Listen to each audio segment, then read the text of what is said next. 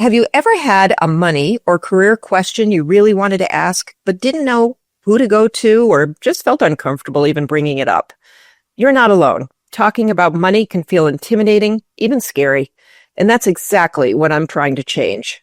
That's why I created a free virtual coffee chat, a casual, no-pressure 20-minute conversation where you can bring one thing you're wrestling with and we'll talk it through.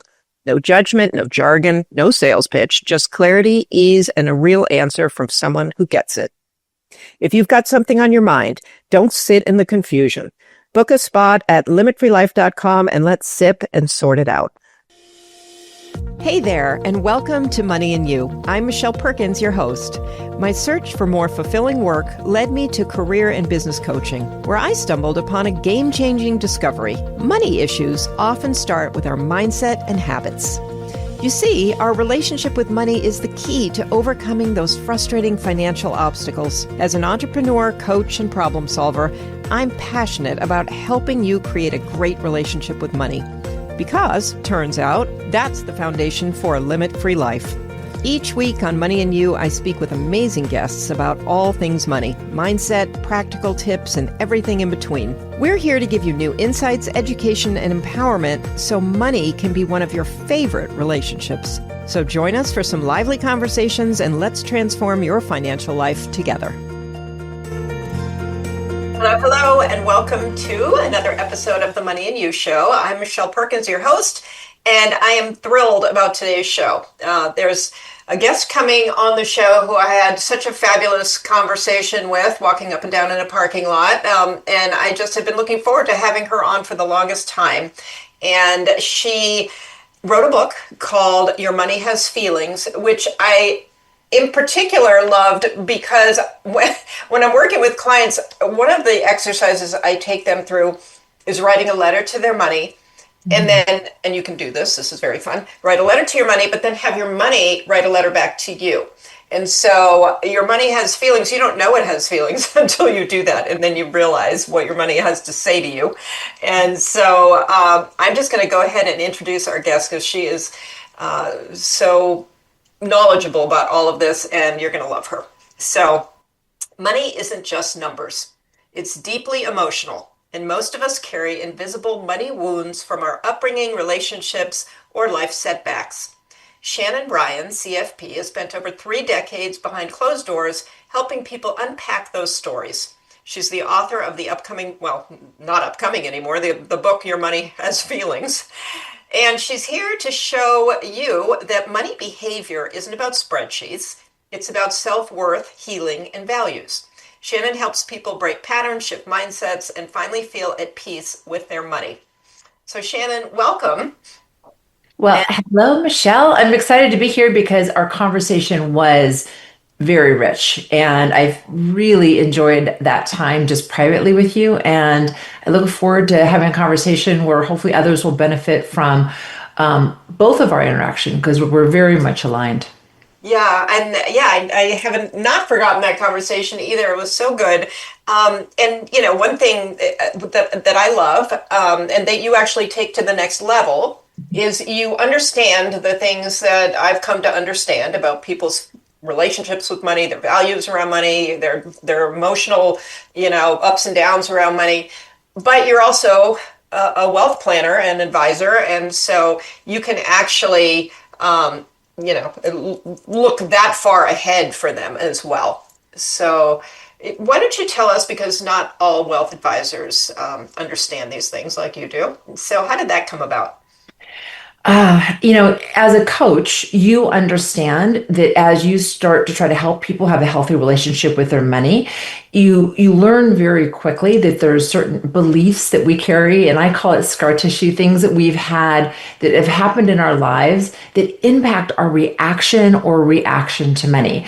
And so I am sure that you've seen it in your coaching, but for me personally, especially as a woman, I started in financial planning 30 plus years ago. And in the beginning, it was very much the go-go 90s. It was buy and sell stock. Everything was about being a broker. And it just didn't feel right with me, but that's what it was. And I was one of the few girls on the floor. And so I started working with people and their money and started to realize very quickly that even if people had great wealth and money, enough money to last their lifetime, didn't always mean that they enjoyed it or they were in alignment with it from a values perspective. So I started exploring the behavior side of money early on. I had a couple very impactful instances where people had some life-changing things happen that made me realize that it wasn't about the money. It wasn't about the investments. It was, and that's the easy part. People are the tough part, not the money. Yeah, I love that. And the thing that not everybody does in your industry is get to know the people. I mean, there's a lot of formula and not as much getting to know the people. And so I think that's where it becomes really interesting too. So, that's the best part, really, if you're up for it. So, what you did a great TED Talk, by the way, on Thank this you. topic. Can you tell us the name of it? Because I'm not remembering the name.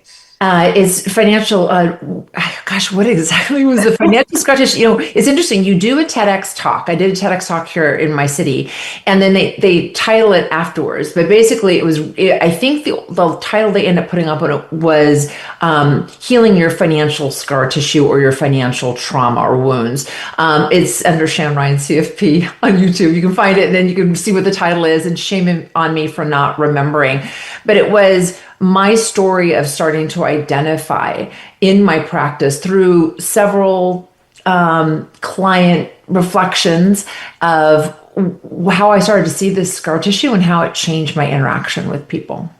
Yeah, and I'll find the TED Talk and put it in the show notes. But thank you. Sorry to put you on the spot with It's that. okay. I I should don't remember remember. either. But so yeah, let's just talk about that scar tissue. So I love the term because we can all actually feel it, which is the whole thing. There are Yeah. feelings around money, and people don't realize that that's driving their behavior. And so, what can you give us a few examples of what you're talking about with the scar tissue? So when I was working with clients early on, and I would ask questions, what's most important to you about your money? What are you hoping to accomplish? And I started getting answers that I noticed were what I would say are expected answers. Well, I want to retire. I want to educate my kids. Oh, I can't buy that. And I heard a lot of shoulds and can'ts. And I'm I am a person who asks a lot of questions. I kept asking a question to help me understand why you can't or why you should be doing this.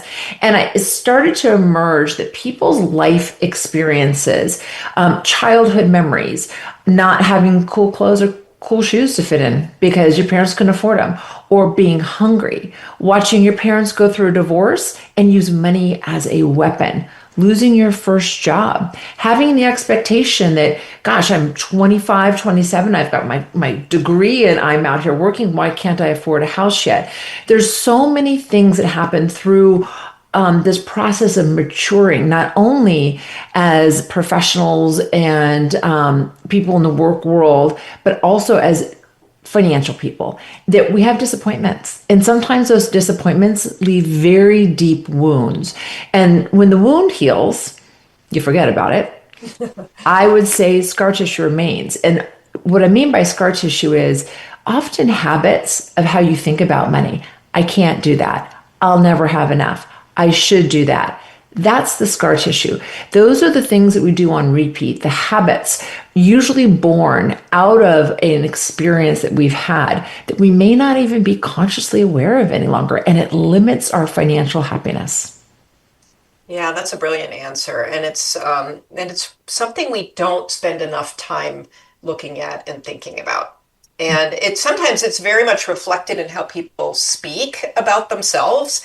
I was at the grocery store the other day, and I was talking to the checker, and he was a sweet guy, and we had something in common that led to him telling me about how he bought his house and how amazing it was that he had this opportunity because something bad had happened to the previous owner or something, and he got this deal.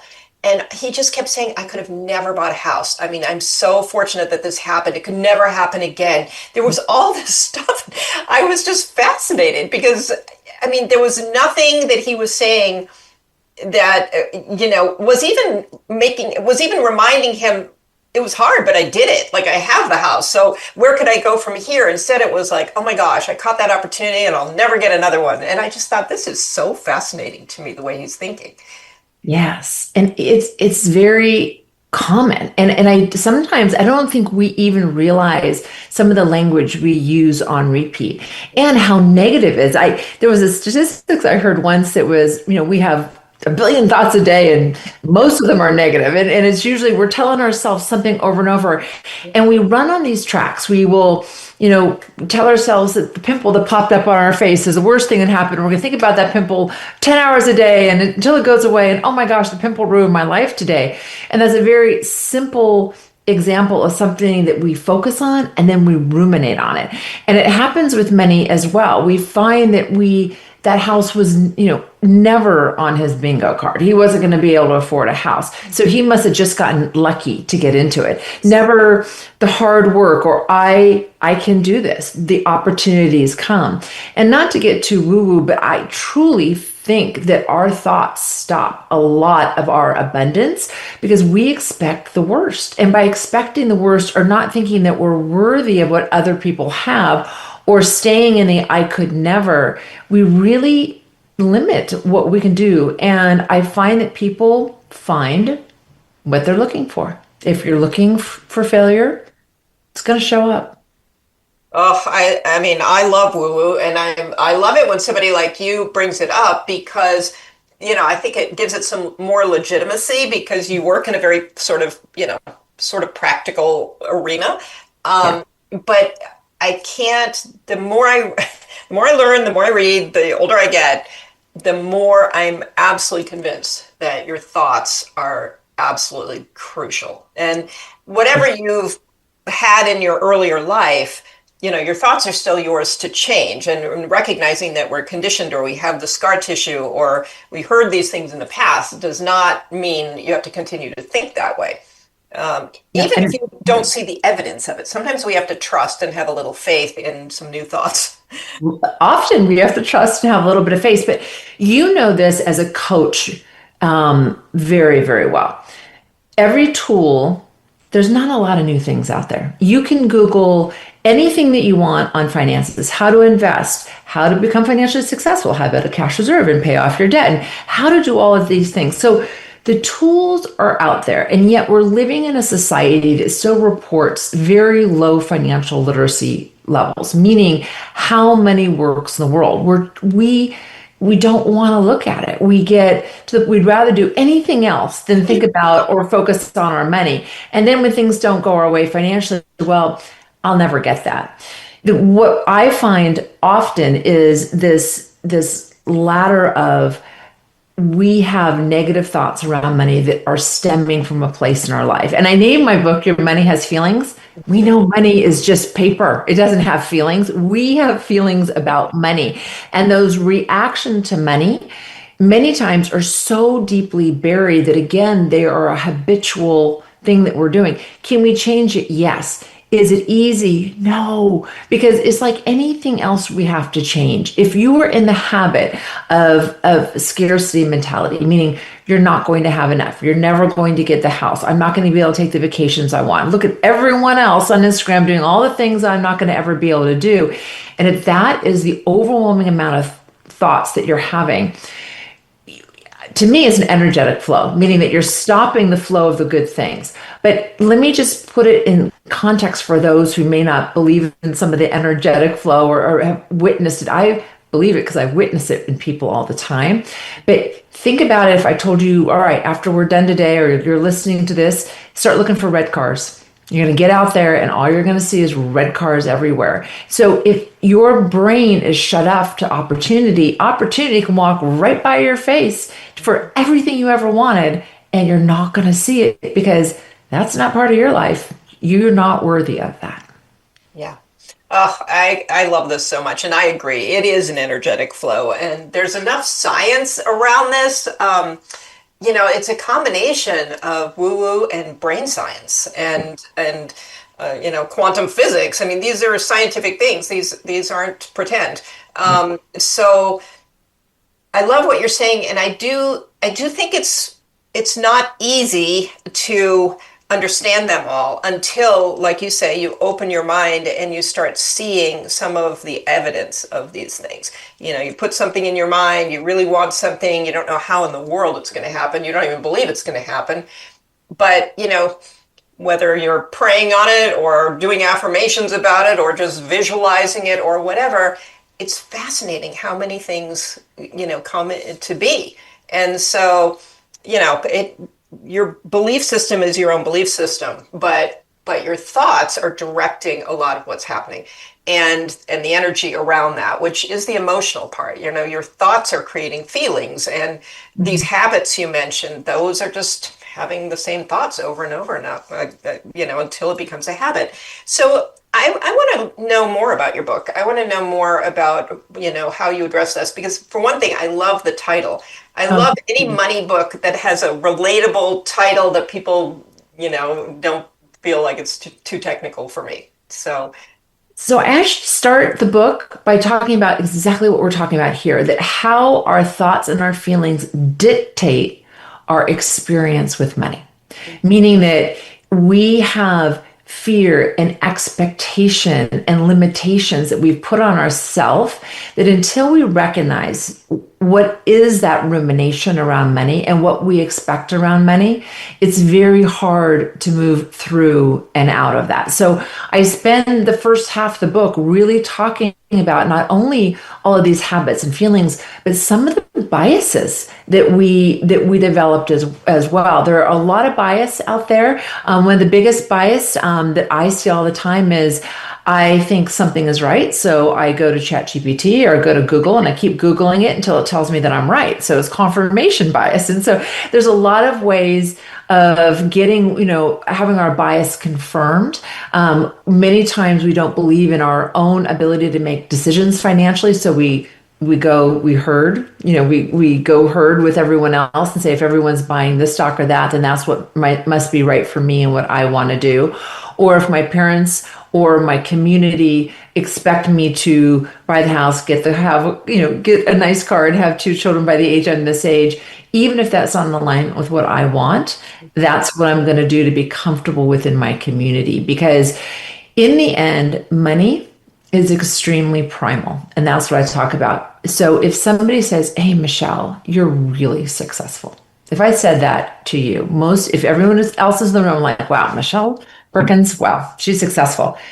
Everyone in the room would think that you are financially successful yeah. without examining the quality of your life.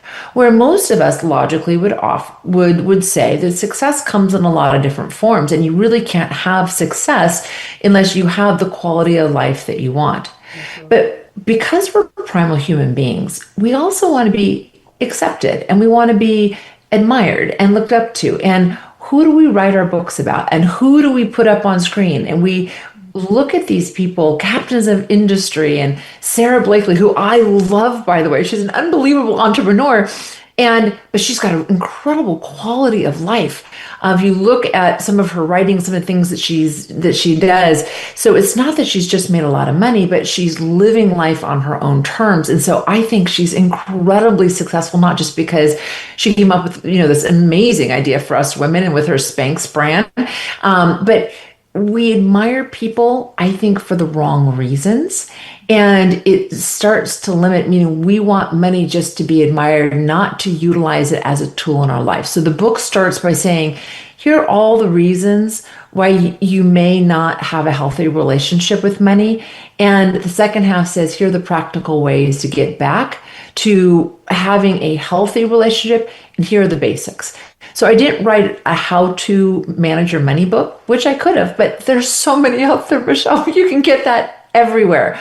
I really talked about, I think, the things that you do every day as a coach, because people wouldn't need a financial coach or a financial advisor if they didn't have some of these habits and bias and other things in their lives that cause them to fall short of what they really want. So many people accumulate, and look up and say, why does life feel so empty? Mm-hmm.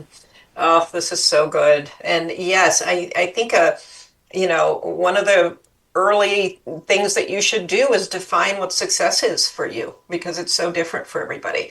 And or it should be, really. I mean, you can Should be. copy what somebody else is doing and think that's success, but you're right. At the end of the day, you'll reach it and not feel any better than you did. So, Yeah. yeah, it's fascinating that way. And we have built up money to be something more than it is. I mean, it is great. I'm not gonna I'm not gonna pretend it's not, No, but no, you but need it's enough. You need enough to, I mean, there's an extraordinary amount of people in this world on our earth that are living below the poverty line. And they just need to be able to eat and clothe themselves and put a roof over their heads. And yet many of us have choices with our money, discretionary money, and we're not making those choices in alignment with our values. And we're saying we can't do things. And yet the money is flowing through our hands. We're not making thoughtful decisions with that money. So if the most important thing for us is to help our kids with their college education, but we'll say, I can't afford to pay for college, and yet you have a home with a significant amount of equity in it. You can help your kids with the equity in your home if that's your number one goal. But if your number one goal is having that home with a lower mortgage, getting the home paid off so you can go into retirement, there's nothing wrong with that goal. Your kid can get a scholarship, loan, or grant, or get a job themselves. You don't have to pay for their education. But there's certain things in our society that we feel that we have to buy a home. We need to have a high paying, well, what does a high paying job mean? That typically is dictated by the community that you're in. I have to take X number of trips a year. I have to do this and should want to do that. And we spend so much time doing these things to meet the society norms. And then we see the things that we want. And we're like, well, I don't have enough money for that. Well, you did until you started spending it on things to impress, what do they say, people that, you shouldn't, because you're not doing it for you or for your desires. yes, and it is money is so fascinating to me because for one thing, you're right, we're not paying enough attention. We're not making conscious spending decisions all the time.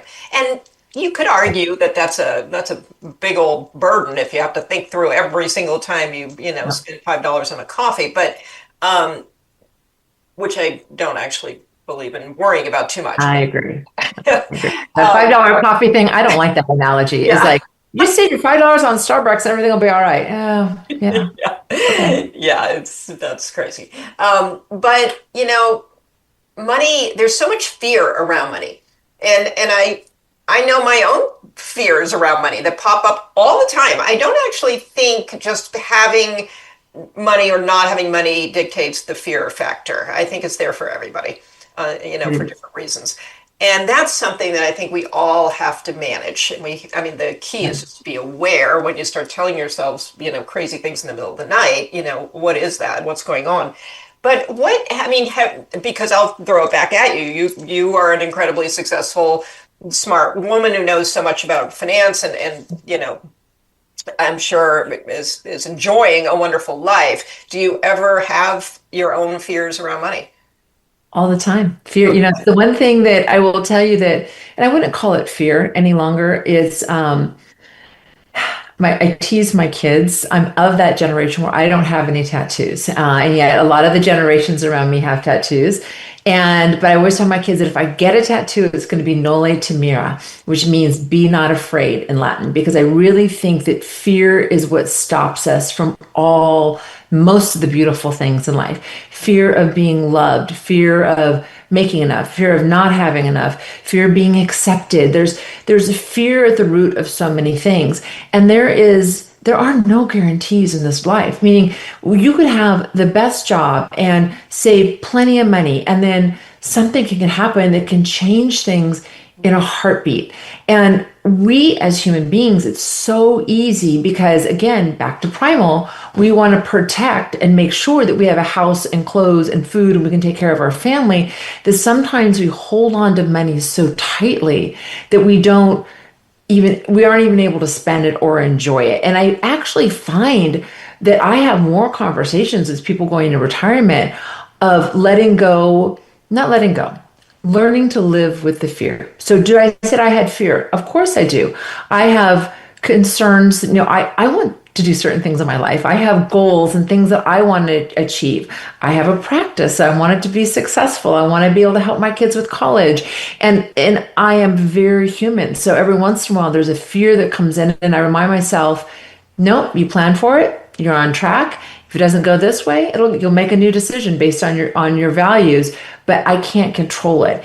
And I think that's where we get in trouble is we think we can control all outcomes and that's not true. So we learn to live with the unknowing. Everybody wants certainty and there is no certainty. And when you say there is no certainty, then people will say, then, I'm going to be in fear all the time. Well, you can choose to be afraid and move forward anyways. Meaning there's so many times in my life where I've been through so many different types of careers where I've always been in finance, but I went into leadership and I had a leadership job running part of the United States and very secure income. And during 2008, when things were really, really ugly, I had a young child, a daughter, and I decided I did not want to be traveling all over the place. So I literally stepped off a financial cliff and walked away from a huge income right as the market is tanking. I mean, tanking, yeah. And then purchased a practice to go back into private practice. And I remember coming home and telling my husband, well, I either just committed financial suicide or made the best decision of our lives, but it's in alignment with our values. And he goes, that's all we can do is make the best decision we can with the information we have right now in alignment with our values. And that's how you walk through fear. Because if I had not made that decision and kept working in that position, it would have been, it was a phenomenal position. I was honored to have it. And I felt like I did it incredibly well, but I wouldn't have the time that I've had in the last 20 years with my daughter who's graduating from college next week. So that was outside of my values. And that alignment, as scary as it was terrifying. I mean, we could have lost our house over it, all kinds of things. It was so much in alignment with what was important to us, then I just kept putting one foot in front of the other, even afraid. I kept moving forward, and it's worked out beautifully. Wow, that's a fantastic story. And the values discussion is, I'd love to just hear a little bit about how you have that conversation with your clients, because it's so important, and I don't think most people do that on their own. It's interesting actually managing people's money. And I love to manage money. I'm a portfolio manager on top of being a CFP, and I do comprehensive planning. So I'm really a nerd, and people walk in, we used to come in with all their papers, and now of course they probably email it to me most of the time in advance of the meeting. And so I put together all the numbers and we're working on the planning. And typically when people come in, and they're new clients and we haven't spoken about their money before. Most people come in with, I always say, like something sitting on their shoulders, like, okay, tell me I'm okay, or did I do well, or I did this, I still have a little bit of debt on the house, or they always come in, blah, blah, blah, like, I've got this, well, take a look at my 401k is, I think it's doing pretty well, and I don't know, do I have enough to retire? All these questions in their mind. I will typically take the information and push it to the side for a moment. And it's really uncomfortable. You would think that they're like, and I said, we will absolutely get to that. Thank you for gathering all of this. I'm looking forward to taking a look at all of your investments and what you've done so far. Can we start with, typically as a couple, can you share with me what's important to you about money? And then come the crickets, like it's dead silent most of the time, like cricket, because it is people have never allowed themselves to really think through that question. And I've literally had people say, well, what do you mean? Like, I'm doing really well. I've got over $1 million in my phone. I said, we'll get to that. What is that $1 million for? Meaning, what makes it meaningful? I mean, that's $1 million, but what makes that money meaningful? What are you going to do with it? And then they say, well, I want to retire. Awesome. Why is retirement important to you? And like, well, because everybody is going to retire. I'm like, no, a lot of people don't have an end game. So, as I start to dig into it and just start to ask questions, well, what have you always really wanted to do? I had a young couple that came in, and I talk about them in my book. and they were a tech couple, and they were mid 30s, late 30s, and they had done really well. They just bought a beautiful home, and they'd saved some money, and they came in excited. I was the first financial meeting, and I did this, push it aside, tell me what you want. And they looked at each other and said, well, we've been married for a few years, not really interested in having kids yet because we really want to travel. Meaning we're secure in our jobs now. We've been working like crazy. We really want to see a lot of the world before we have kids, knowing that'll slow us down for a few years. I'm like, awesome. What trips do you have booked this year? Where are you going? Do you backpack? What kind of trips do you do? And they said, well, we just bought a new house. We don't have anything planned right now. I'm like, why? And they said, well, we kind of stretch for the house in our culture. That's expected that we buy as much house as we can. And so hopefully next year, if we get the raise or if we get this or that happens, then we'll be able to travel. And I said, well, if you just told me that was your number one goal. You didn't start with telling me having a house was your number one goal. And they said, well, no, we wanted a house. That was expected. I said, well, we used to call it being house poor, meaning that if you have a home that you are stretching for, I understand that's a worthy goal. But all I'm saying is if you're in that home and you can't do the things you really want to do right now in your time of life, we want to travel, why don't you downsize, create a little bit more income, stick some of that money away, and travel the next couple of years before you start having kids? And they both were dumbfounded, almost like I just told them they could do something they never would give themselves permission to do. And it was a tough conversation because they said, well, our parents are so proud of us. And I said, well, but you can't do what you want to do. Is that more important than what you want to do? So it's a lot of questions, Michelle. And then you start to get down. Ultimately, this couple sold the big house and downsized to a beautiful, smaller home. And they traveled for, oh gosh, it was probably 8 or 9 years before they started having kids. Time of their life. It was exactly what they wanted to do. They'll even tell you today, we even with our careers, we don't have the freedom that we had at that time. If we had lost that time, and they don't regret it for a second. But because they grew up in a home with a cultural background that said, this is what success looks like. You get straight A's, you go to an Ivy League, you buy the biggest house so we can tell all of our friends where you live and what your house looks like. That's successful. And they were living everyone else's story but their own until I met them. I always joke that their parents weren't happy with me. They're like, who is a Shannon Ryan woman? And but they ended up, and they have everything they want now financially and a home and everything else, but they didn't lose those years of travel that were so important to them. And now they just take the kids, they strap them on and go backpacking with the kids and do all kinds of cool things all over the world. But they created the life that they wanted for themselves. And in doing so, they found a profound level of money happiness that most of us never find without making some shifts. Oof, I love that story. That's a fantastic example of where the values come in, and I feel like you can do both. You can live your values and you can also manage money properly. I don't think everybody does that. There are some people who, and I've had my own examples too, of, living by your values, but then sort of dropping the money management part. So I think somebody like you who can guide that whole process is really very important, because it's not easy to do all of this on our own without somebody looking over our shoulder and saying, well, you're doing this now, but you want to still keep doing something else.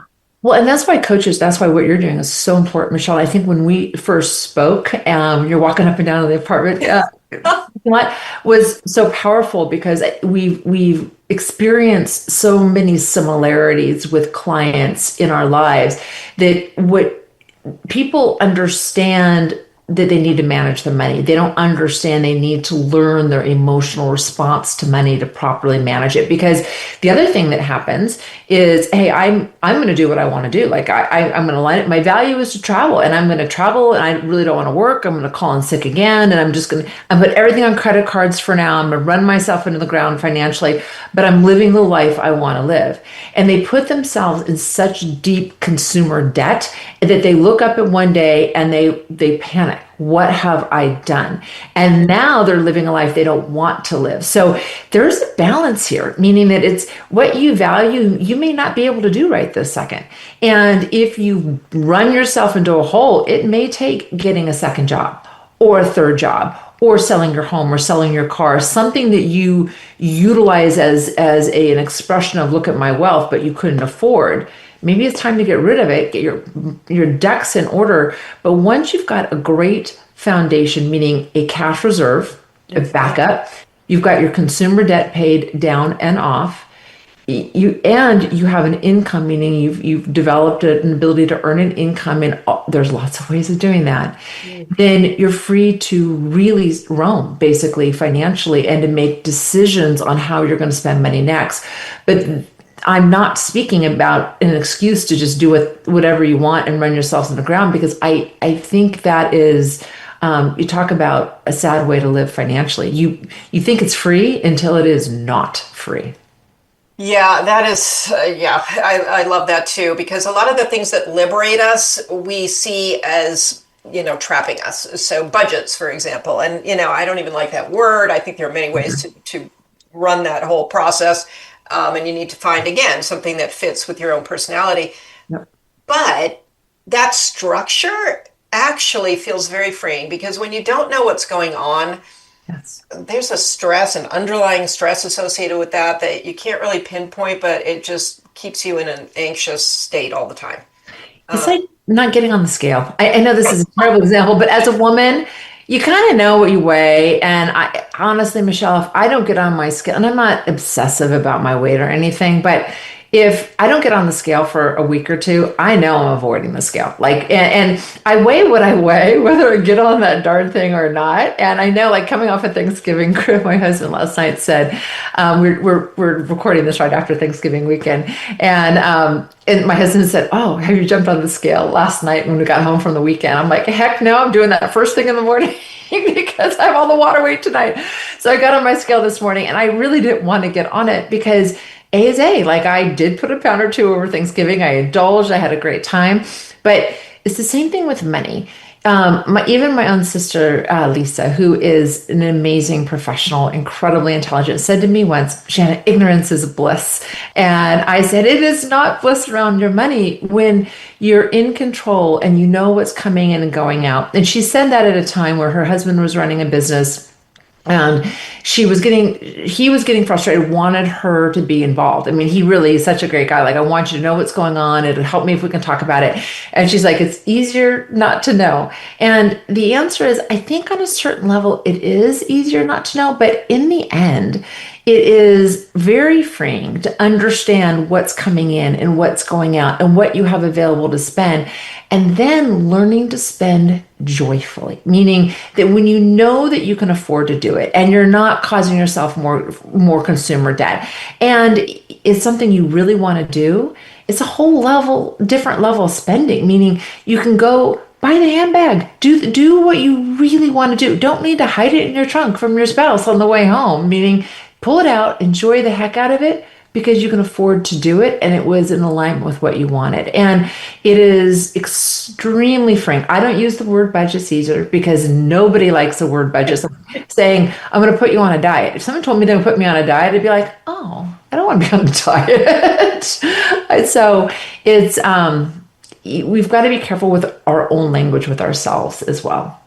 Yes, 100%. That is so important. And I love everything you were saying. And one thing that came to me is we do kind of we get used to things. And then even though they're not what we want, we just know how it's all going to feel. And so we're not that uncomfortable with it. And one of those is overspending, kind of knowing we're overspending and feeling really uncomfortable and just sort of crossing our fingers, hoping that it's going to work out.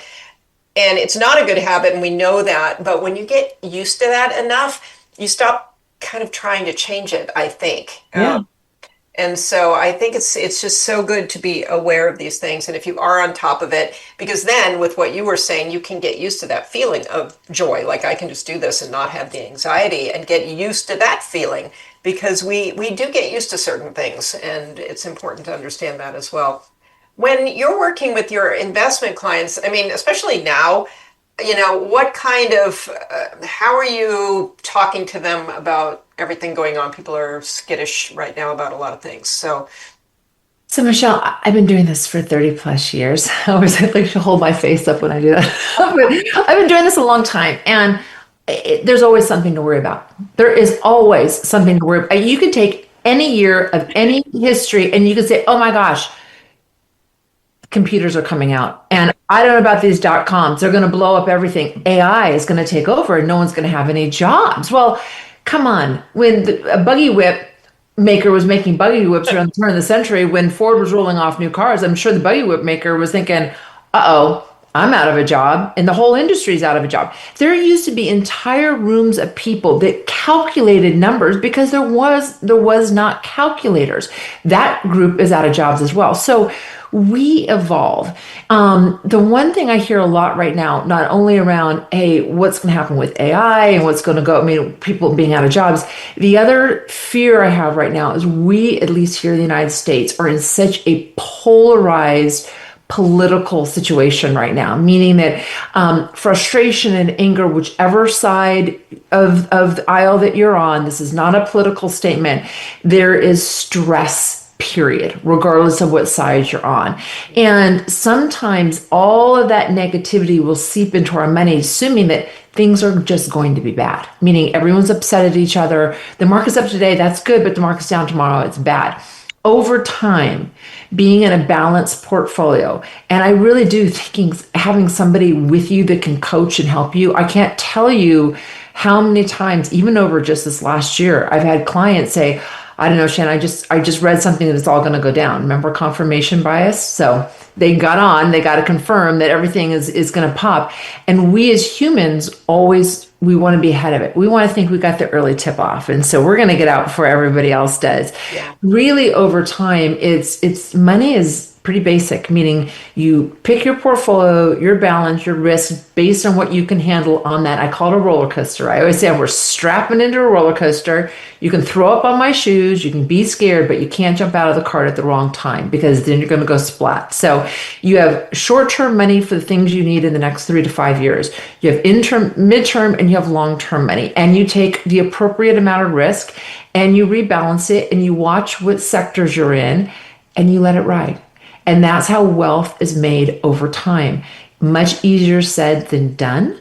But if it's done well, over time, if you've stayed in and you're working with somebody that you trust, you also get used to the roller coaster ride, even on the downside. 22 was the most recent time, if you have investments that you were like, oh my gosh, we're down 18, 19, 25%. And if you had a lot of tech that was down 37% in 22, you had a big down. But what's happened in 23, 24, and 25? So if you jumped out of the roller coaster ride at the wrong time, you would have missed great returns. But again, that comes into a very emotional thing.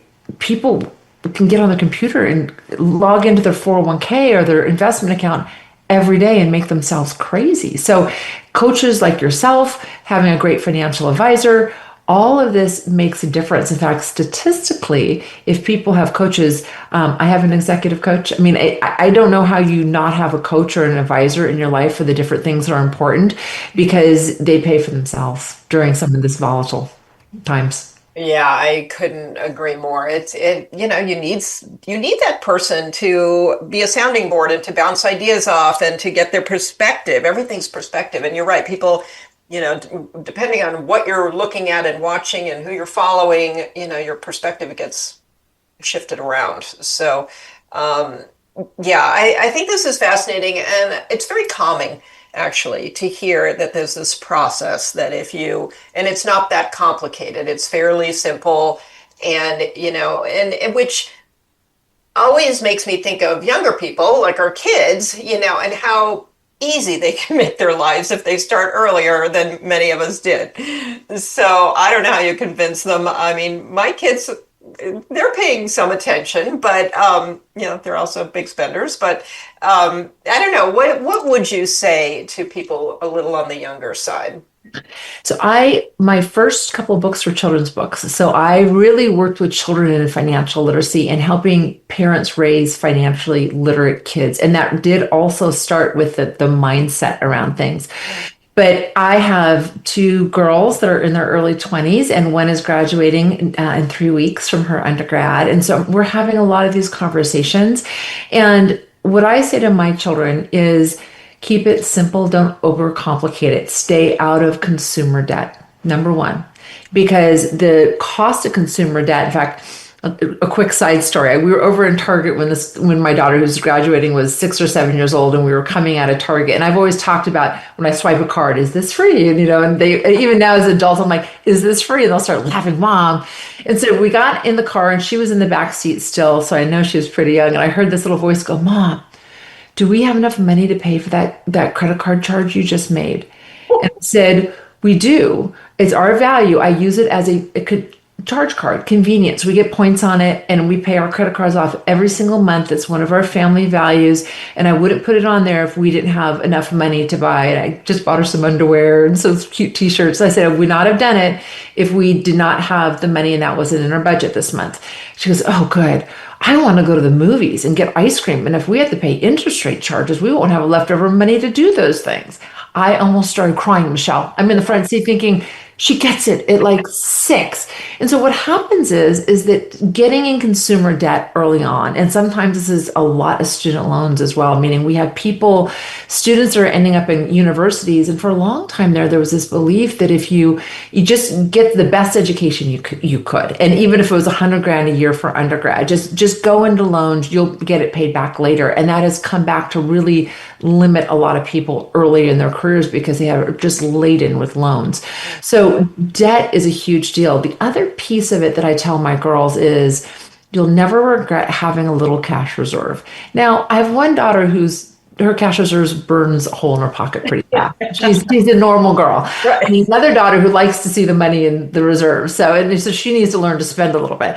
But there's always going to be something that comes up, and it's not always an emergency. The car needs new tires, the refrigerator breaks, or it could also be, hey, your girlfriends are heading to Europe for a week and you want to go and you want to have the money to do it. So having those reserves, it also means that if you're in a job, especially like a first job that you don't like, you aren't stuck, meaning that you have a few months to make a transition if you want. So often we make huge life decisions, staying in bad marriages, staying in bad jobs, and other things because we're frightened financially. If you've got your debt paid off and you've got a cash reserve, as I said earlier, you're kind of free to roam. Now you can build your life. You can choose all the other things, but living within your means, it makes an incredible difference mentally. And it sounds boring, but it is one of the most freeing things that you can do for yourself. Yes, that's such a beautiful way to wrap up. And I think I used to think it sounded boring. Now I look back at my grandfather saying it's not what you make, it's what you keep, and all these old things that people said to me that didn't land as well as I wish they had. And it's true. And it's not boring at all when you are older and you look back and you realize, all the vacations you took or that your ability to just go to the market and not think about what you're buying. I mean, just buy it. Beautiful. Yeah, it's huge. And I love that. And I hope people will take that in because the earlier you start, the better. And because life will hit you with some changes too. So you can't predict what's coming down the road, but you can safeguard yourself to an extent. You will lose a job, possibly. Yeah. Yeah. You will have an unexpected financial crisis almost every month. It won't be necessarily a big one, but small ones. Expect the unexpected. The only thing is certain is uncertainty, the certainty of uncertainty. And I'm not saying live in fear, just be Right. prepared. Just know and uncertainty isn't always bad uncertainty, but that's the only certainty we have is uncertainty. Yes, and it's so true. And when I hear people say, which I do sometimes, these things always happen to me. No matter what I do, something happens to me. And it's like, well, kind of happens to everybody, actually. It's sort of how you react to it and what you do with that. But the expectation that things are going to happen is a good one to have. Yeah, yeah. And it's again that energetic flow. It's things are going to happen to everyone. And it's again, you said it a couple times, Michelle, and I think it's really profound, is how we respond. Is our emotional response to what happens, it actually equals our experience of that, meaning that it's not necessarily bad. Making a mistake Yeah, or having something happen can be some of the greatest, losing a job can be some of the greatest lessons that any of us learn. Or we weren't going to walk away. And so we lost a job because we weren't happy there. And right. then put us right where we were supposed to be. That's not bad. That ultimately is good. It can be bad though if you don't have anything to fall back on for a couple months. So that's where it's our response. And you've said it a couple times, and I just think that it's a really important message. Well, here we are at the close to the top of the hour, and I could still talk to you for another 5 hours here. So I'm just so happy to know you and to know that you're out there. And I love what you're doing. And I think you're doing it with so much, intelligence and expertise, but also heart and understanding of human nature, which I think makes you really stand out in the world that you're in. And so thank you for everything you're doing. And it's my pleasure to have you on and to have had a couple of conversations with you. I'm hoping there'll be more in the future. So um, your Money Has Feelings. That's your book. You have a TED Talk, the name of which will be in the show notes. and, I need to go look that up. and you have a practice in I Manhattan do. Beach, California. I do. So do you want to tell people how to find you? The easiest way is on my website, shannon-ryan.com. And what fun, Michelle. I knew this was going to be fun. Thank you for having me. Yeah, thank you. Really made my day. And yeah, so all right. And audience, thank you so much for being here. Please share this show with somebody that you know who needs it. I know you can think of some people who will really benefit from listening to what Shannon had to say and knowing about her. And yeah, so please rate, review, share the show. And you can find me at Michelle@limitfreelife.com, and go to limitfreelife.com and sign up for my newsletter and see what we have going on over there. So thank you so much. We look forward to hearing from you as well. So if you have comments about the show or you want to know more, please reach out to Shannon. And yeah, so thank you so much. We'll see you next week.